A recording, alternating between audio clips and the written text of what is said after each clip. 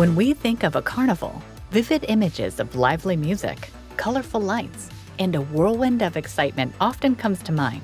It's a place where joy is in the air, and every moment promises a new thrill. Now, picture that same sense of carefree joy and adventure, but on the open ocean.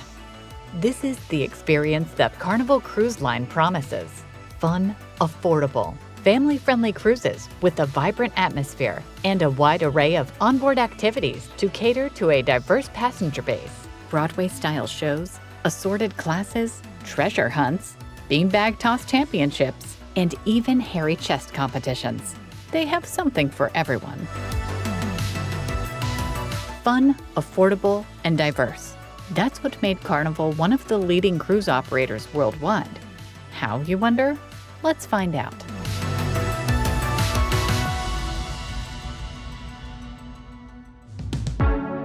Carnival was founded in 1972 by Ted Arison, a former Israeli army colonel. He immigrated to the United States in 1952 in search of new opportunities. After several unsuccessful ventures in the shipping industry, Arison found himself with a cruise company, without ships.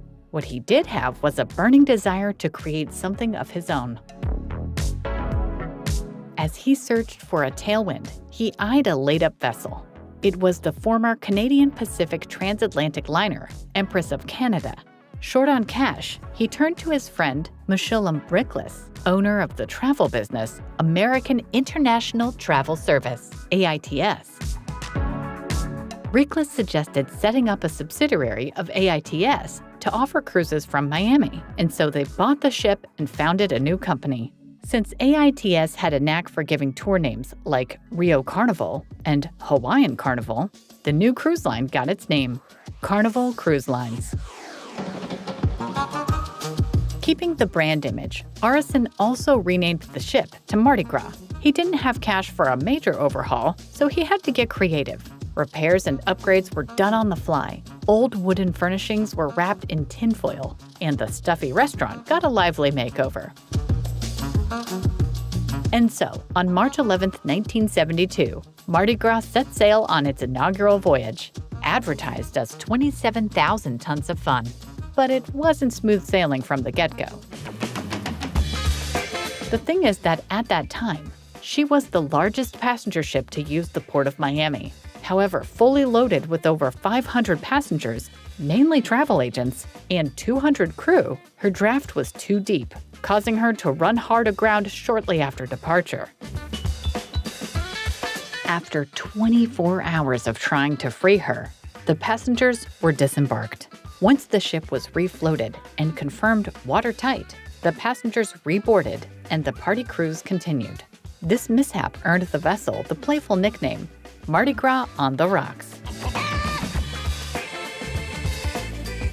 And that's how it all started, with a single rugged second-hand ship and an inauspicious beginning to become one of the top-tier players.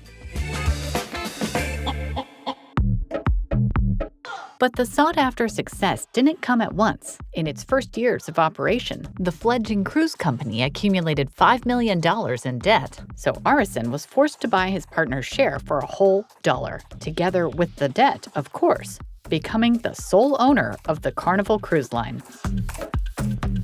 He kept working hard, and by 1975, Carnival was turning a profit. Once the company started seeing cash roll in, Arison bought one more ship, the Carnival, and another one in a couple of years, the Festival. Yeah, the names were always meant to explicitly reflect the company's spirit. And what a spirit it was! Carnival introduced the concept of fun ships, marketing cruising as a casual, fun vacation that anyone can afford. Cruise your fun ships, you'll love a Carnival cruise. The original theme for the ships were the Golden Fleet, and that's when they had only one ship. They called it the Golden Fleet. And we changed that to the fun ships. As soon as he realized it was a success, it became his idea. It became his idea when it became a success, right? Yeah. Sunny weather, all together, we've got fun. At that time, cruise vacations were mainly for the newlywed and nearly dead, and pretty much a luxury for the elite. But Arison's early vision was different. He wanted to make cruising accessible to the masses, not just the upper class. He positioned Carnival as the line for everyone, which differentiated it from competitors who focused on formal, high-end experiences. I'm looking around and everybody else has fairly new ships, and my ships were not so new. So it's about time to start building our own ships. In 1982, Carnival debuted the Tropical, the company's first ship built from scratch, and the first new vessel the cruise industry has seen in many years.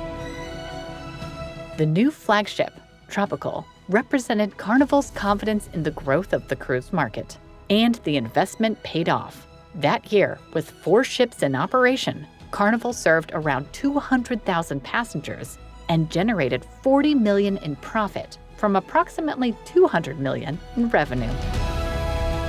Over the next decade, the number of passengers Carnival carried each year increased nearly 5-fold. Starting in 1980, Carnival's revenues grew by 30% annually, 3 times faster than the industry average. In 1987, Carnival was named the world's most popular cruise line, which meant it was serving more passengers than any other. During the next decade, the company strengthened its market presence through a number of massive acquisitions. Holland America Line, Windstar Cruises, West Tours, Seabourn Cruise Line, Costa Cruises, and Cunard Line were all bought before the end of the millennium. That allowed Carnival to diversify its offerings. Now, while still keeping its main focus on affordability, they had something to offer to luxury lovers. In 1994, the parent company name was changed to Carnival Corporation to distinguish it from its flagship cruise line. By this time, Ted Arison had stepped down as CEO. The helm was passed to his older son, Mickey Arison, who proved to be a good captain, successfully navigating through calm and stormy seas alike.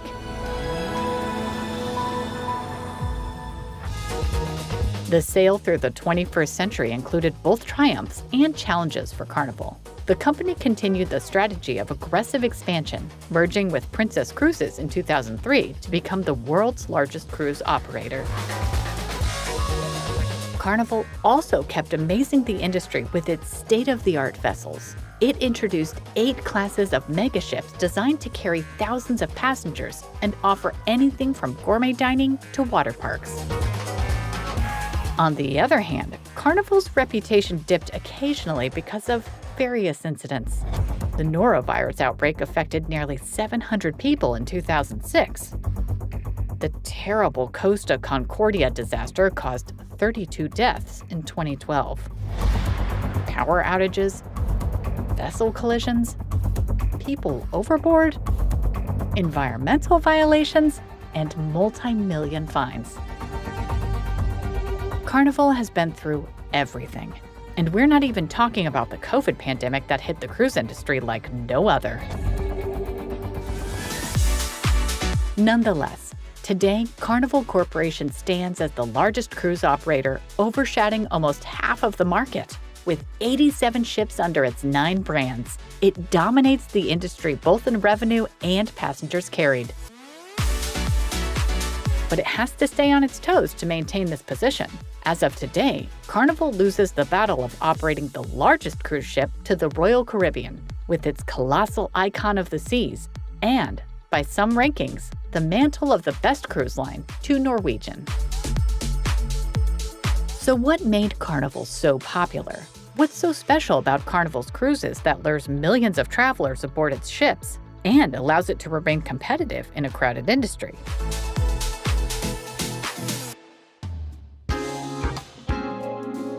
The Carnival Cruise Line, and later the Carnival Corporation, has several ingredients in its success recipe. And those are the ones that we mentioned in the beginning: fun, affordability, and diversity. Throughout its history, the company focused on these 3 aspects, and it worked.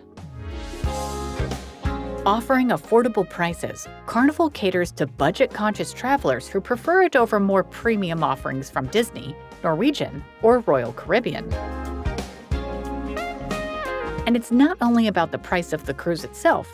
Many add-ons are either included or cheaper. For example, the drink package on Carnival is $69.95 per person per day, while the cost at Royal Caribbean starts at $115, and Norwegian charges $109 and more. How does Carnival do it? Well, there are several cost optimization strategies.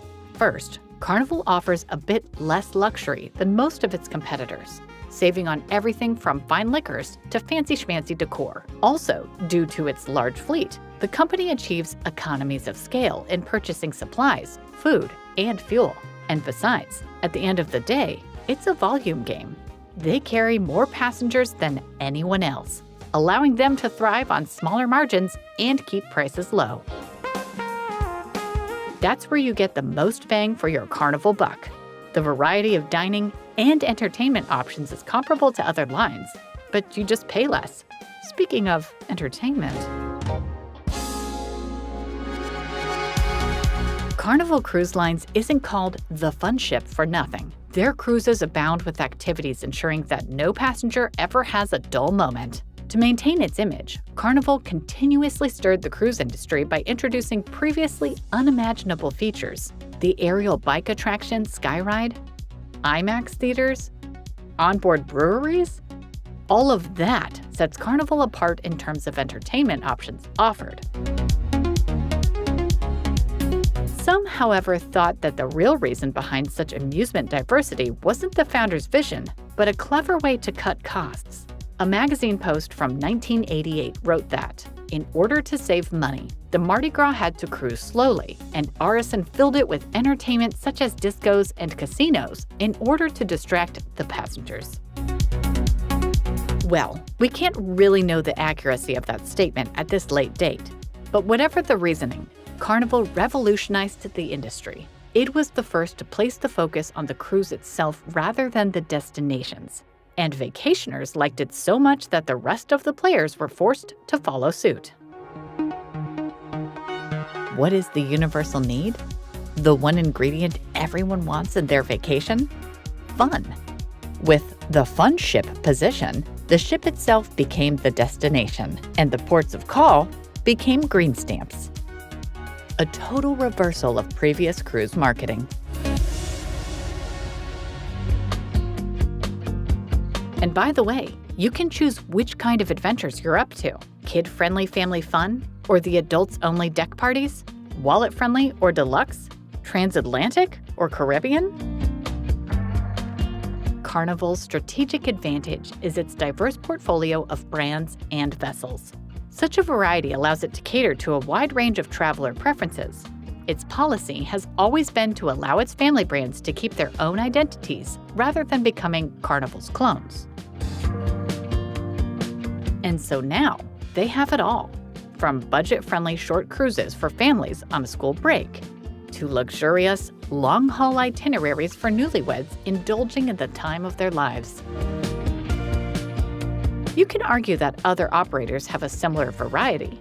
To win the competition, Carnival, true to its main focus on budget-friendly options, offers the richest assortment of short-term trips. Modern people are often too busy to take long vacations. Your average Joe would have loved to explore Europe with Norwegian or travel around Asia aboard Royal Caribbean, but he just doesn't have time. So he hops on the $300 three-night Bahamas cruise departing every Friday and unplugs over the weekend to be back in the office on Monday. Lots of fun on a budget. That's where Carnival shines. Another thing we can't ignore is Carnival's use of technology. The company has always strived to create a most extraordinary and memorable guest experience. So when smart devices and the Internet of Things found their way into our reality, Carnival was the first cruise operator to take advantage of these innovations. The project was driven by Chief Customer Experience Officer John Paget and Vice President of Design and Technology Michael Junkin, both of whom previously worked at Disney and were involved in the development of a Magic Band wearable. With deep expertise in entertainment, they wanted to bring smart technology to the cruise world. They envisioned a way to make the cruising experience more personalized and efficient, letting travelers make the most of their vacations. And so, Ocean Medallion was created and introduced in 2017 on Princess cruise ships. It's a smart wearable that transmits information about the passenger's identity and preferences. The nifty little device allows travelers to unlock their rooms, order food and drinks, make payments, and navigate the ship. It even helps passengers find their friends or family on board. As soon as Ocean Medallion was launched, it won guests' hearts and a few prestigious IoT awards. Other cruise operators followed suit and developed their own wearables, but Ocean Medallion remains unbeatable in its functionality. It's all about personalization. For example, it recommends passengers entertainment options that they'd probably enjoy the most, or the musicians tailor the playlist based on the preferences of the people present in the room. On the other hand, staff also benefits from the system. For example, now housekeepers know whether the guest is in the room, or in case of emergency, all guests can be quickly located. What sounds almost like magic is actually part of a massive, cutting-edge Internet of Things network aboard Carnival's ships. The Smart Chap connects to over 7,000 sensors and cameras with its microscopic NFC and Bluetooth antennas. The data exchange with the central system happens in real time, so guests get the freshest information about what happens on the ship. Lately, Carnival has been working on a different type of innovation. Its newest ships, with delivery dates commencing in 2025, are designed with environmental concerns in mind, leveraging energy efficiency, waste management, and emission reduction technologies.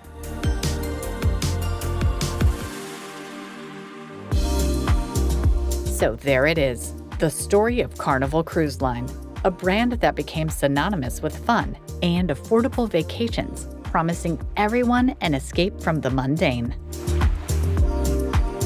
Tell us in the comments below about your own cruising experience, and stay tuned for more exciting travel stories from Altec Soft.